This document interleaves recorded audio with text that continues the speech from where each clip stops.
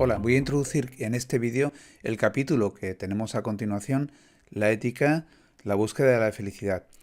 Existe una conexión entre ética y felicidad. Desde el comienzo, desde la filosofía griega, los filósofos trataron de conocer mediante la ética cuál es ese modelo de vida deseable, ese modelo de vida que nos hace felices.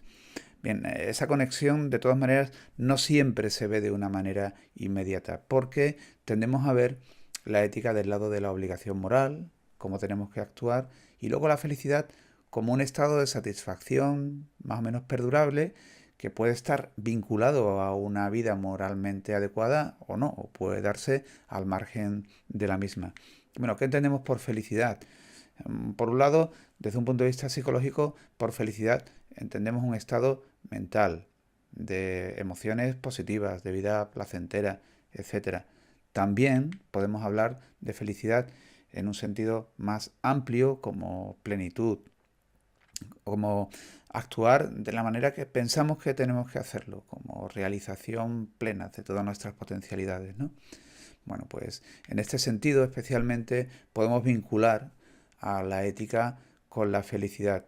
Una de las cuestiones que se plantearon los filósofos desde el principio era cuál es ese bien supremo que nos hace felices. Aristóteles pensaba que de alguna manera todas las éticas coincidían en lo mismo, o sea, en la búsqueda de un modo de vida que nos lleve a la felicidad. Lo que pasa, dice Aristóteles, es que no todos están de acuerdo en valorar de igual manera ese bien supremo que nos hace felices. Entonces había autores como Sócrates que pensaban que el bien supremo, máximo, que nos hace felices es el de la sabiduría, en este caso la prudencia o la sabiduría práctica, ¿no? Sócrates pensaba que aquella persona que sabía cuál era el bien necesariamente lo iba a hacer. ¿Por qué?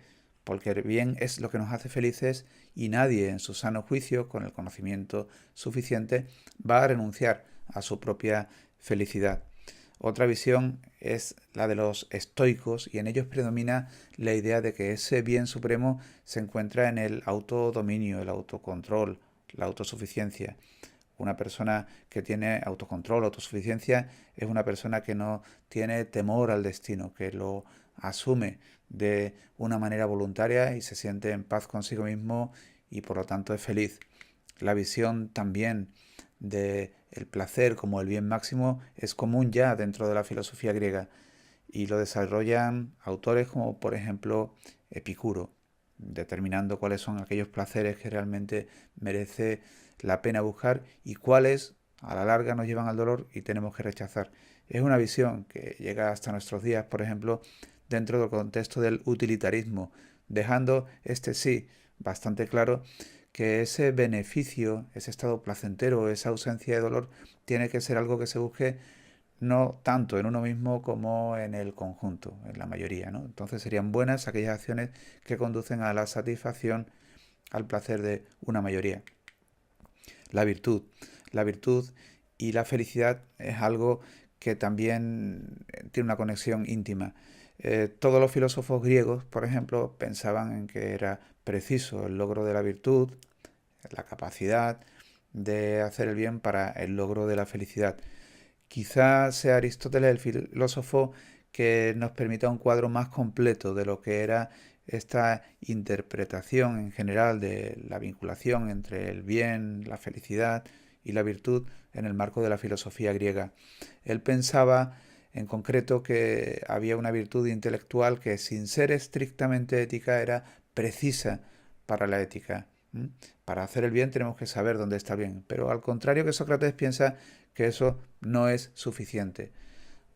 Han de tenerse también otras virtudes que son propiamente éticas y estas tienen que ver con la determinación de la voluntad, la fuerza de la voluntad y con el hábito, el ejercicio, porque en realidad una persona virtuosa es una persona que se ha forjado un carácter y es capaz de actuar siempre correctamente.